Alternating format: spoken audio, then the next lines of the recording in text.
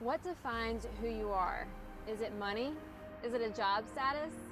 Tim Shaw says it isn't any of those things. Regardless of what I knew in my head, my reality every single day was that my identity was Tim, the football player. And admitting that is hard, but that is what it was. For nearly 2 decades and through 4 NFL teams, Tim Shaw had been playing football. But in 2013, Shaw, who had been the team captain for the last 2 seasons, was unexpectedly cut from the Tennessee Titans. I went into work that day, and it's after our last preseason game, and you know this is when all the cuts are happening, so you kind of know whether you don't know whether it might be your day or not, but it's definitely someone's day. I was playing good ball, I was feeling good, and you know I've been cut before by other teams, so I knew it was possible, but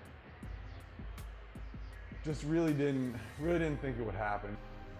Yeah, I was at my locker, and you know you kind of see the guy walking up to you, and you hope he's not walking up to you, and he just says, "Hey, you know, Coach Munchak wants to see you in his office." Shaw says in that moment, he asked God to help him deal with being let go. It's a very emotional experience. Basically, you picture any time in your life when someone told you weren't good enough, and that's exactly what it is. But I'm a grown man.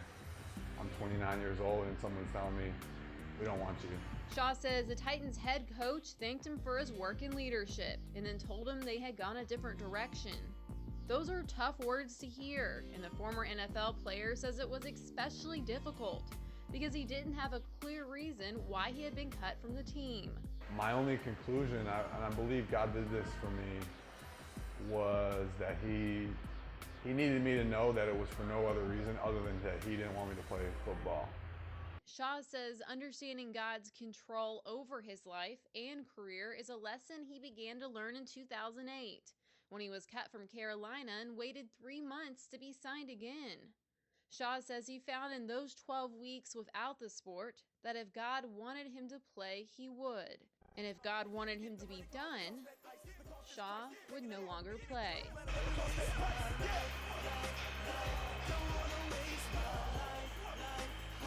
If there was an earthly reason, if there was a you just aren't playing well, you're old, you know, whatever it was, then I could maybe even accept that and move on, but it wasn't there. So it just simply led me to believe that God just didn't want me to be playing, and it turns out that was actually my last time playing football.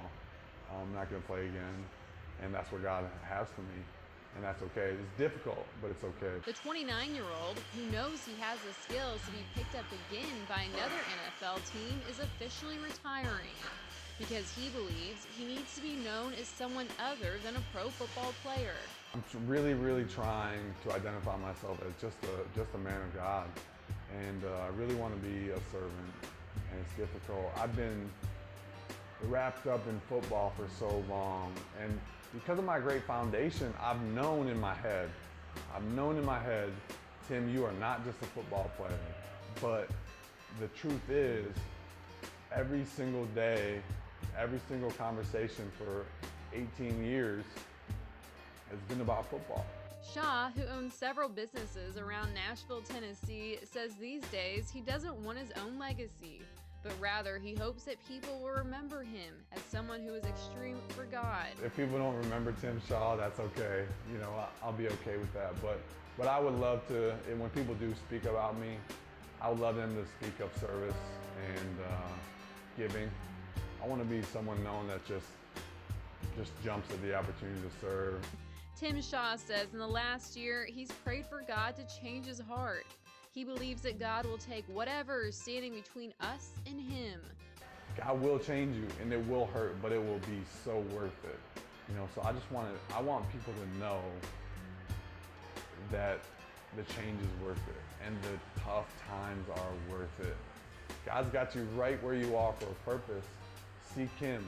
Circumstances will change, and enjoy it. Enjoy it. When we get to the finish line, we're not going to say, "Yes, I'm finally here." We're going to look back on all these. I'm going to look back on this past year of just really tough times and say, "Man, that's when I grew so much. That's when God put this desire in my heart. That's when God finally smacked me upside the head and I saw. For Bridges, I'm Rachel Markin.